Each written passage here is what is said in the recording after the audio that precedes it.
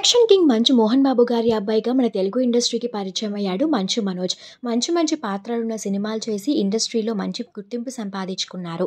ఆ తర్వాత ఒక 5 ఇయర్స్ నుండి ఇండస్ట్రీకి దూరంగా ఉంటున్నారు. రీసెంట్ గానే ఈటీవీ విన్లో ప్రసారమైన ఉస్తాద్ అనే షోకి యాంకర్ గా వ్యవహరించారు. త్వరలోనే వాటర్ ఫిష్ అనే మూవీతో కూడా అలరించడానికి సిద్ధంగా ఉన్నారు మనోజ్.